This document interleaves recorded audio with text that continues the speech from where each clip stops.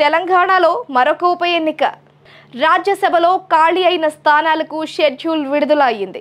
ఇటీవల కొందరు రాజ్యసభ సభ్యులు వివిధ కారణాల వల్ల రాజీనామా చేయడంతో ఖాళీలు ఏర్పడ్డాయి. ఈ ఖాళీలను నింపేందుకు కేంద్ర ఎన్నికల సంఘం సమాయత్తమైంది. ఈ ఎంపికనే 12 స్థానాలకు ఉప ఎన్నికలు నిర్వహించనుంది. 9 రాష్ట్రాల పరిధిలో ఉన్న 12 స్థానాలకు సంబంధించి పోలింగ్, ఓట్ల లెక్కింపు, ఫలితాల వెల్లడికి సంబంధించి తాజాగా అన్ని తేదీలను ప్రకటించింది. అయితే ఇందులో తెలంగాణ నుంచి ఓ స్థానం ఖాళీగా ఉంది.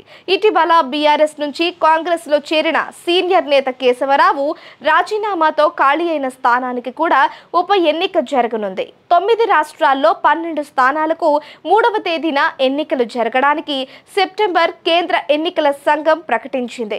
ఆ రోజు ఉదయం 9 గంటల నుంచి సాయంత్రం 4 గంటల వరకు పోలింగ్ నిర్వహించారు. అదే రోజు సాయంత్రం 5 గంటల నుంచి ఓట్ల లెక్కింపు చేపట్టి వెల్లడిస్తారు.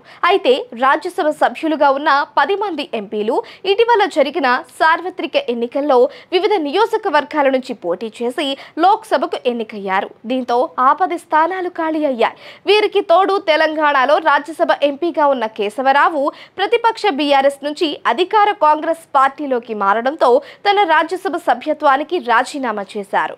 మరొక వైపు ఒడిశాకు చెందిన ఓ రాజ్యసభ ఎంపీ కూడా రాజీనామా చేయడంతో మొత్తం ఖాళీల సంఖ్య 12కు చేరింది.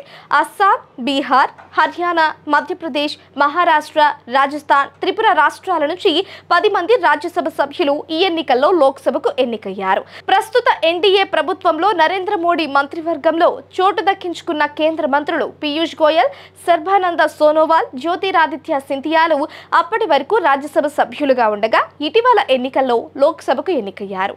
దీంతో రాజ్యసభలో ఖాళీలు ఏర్పడ్డాయి. ఇక రాజ్యసభ ఉప ఎన్నికలకు సంబంధించి ఆగస్టు 14వ తేదీన నోటిఫికేషన్ విడుదల కానుండగా ఆగస్టు 21వ తేదీ వరకు నామినేషన్లు దాఖలు చేసేందుకు అవకాశం కల్పించినట్లు కేంద్ర సంఘం అస్సాం, మధ్యప్రదేశ్, మహారాష్ట్ర, త్రిపుర రాష్ట్రాలకు చెందిన అభ్యర్థులు ఆగస్టు 26వ తేదీలోపు, బీహార్, హర్యానా, రాజస్థాన్, ఒడిశా, తెలంగాణ రాష్ట్రాలకు చెందిన అభ్యర్థులు ఆగస్టు 27వ తేదీలోపు నామినేషన్లను ఉపసంహరించుకోవచ్చని నివేదించారు.